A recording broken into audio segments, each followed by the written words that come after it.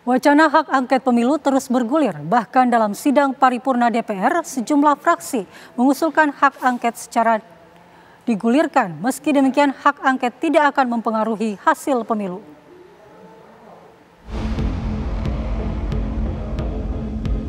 Usai sudah wakil rakyat menutup pesta dan kembali ke Senayan. Panasnya duel merebut hati selama pemilu 14 Februari lalu pun kental terasa di hari perdana anggota DPR berkantor. Dan topik hangat yang ditunggu adalah hak angket pemilu. Benarkah partai pengusung Anies Baswedan dan Ganjar Pranowo bernyali menggulirkan hak angket ketika jarak suara dengan Prabowo Subianto menganga lebar? Saya kira hak angket kita paham semua bahwa ini adalah hak konstitusional kita. Namun apa sesungguhnya yang akan kita angketkan? Apa yang akan kita dalami? Apa yang akan kita selidiki? Perjelas dulu. Sehingga kemudian tidak serta-merta bahwa menuduh kecurangan, bahkan mendegradasi terhadap hak konstitusional rakyat. Saya belum pernah melihat ada sebuah proses pemilu yang sebrutal dan semenyakitkan ini, di mana etika dan moral politik berada di titik minus, kalau tidak bisa dikatakan di titik nol. Ketika para akademisi, para budayawan, para profesor, para mahasiswa, bahkan rakyat biasa sudah mulai berteriak tentang sesuatu yang dianggap ada kecurangan, maka saya kira alangkah naifnya kalau lembaga Dewan Perwakilan Rakyat hanya diam saja dan membiarkan seolah-olah tidak terjadi sesuatu. Kami di lapangan tentu juga mendengarkan aspirasi yang berkembang. Aspirasi yang sangat mendesak bagi mereka adalah pengangguran, penciptaan lapangan kerja, bukan hak angket. Yang diperlukan mereka justru adalah hak para sopir angkot. Hak para sopir angkot, ribuan bahkan puluhan ribu yang anak-anaknya mereka, masa depannya, sekolahnya belum tentu mereka bisa memenuhi kebutuhan dasar mereka.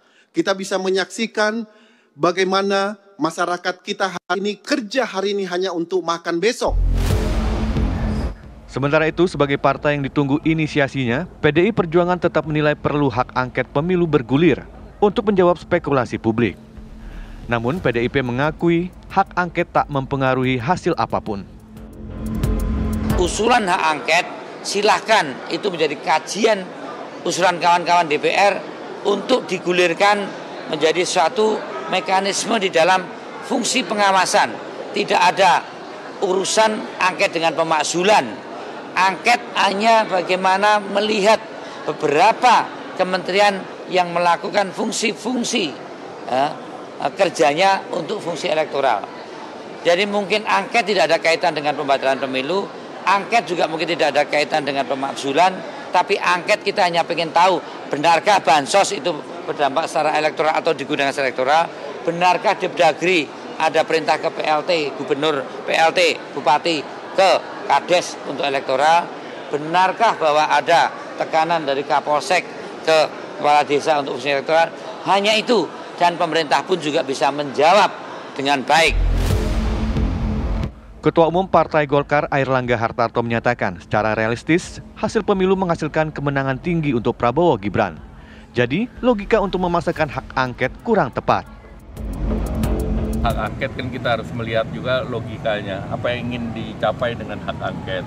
Tetapi kalau kita lihat kan kita harus realistis bahwa pemilu ini kan kalau istilahnya landslide, jadi kemenangannya tuh tinggi. Terus kedua, partai politik kan juga menerima hasil pemilu legislatif.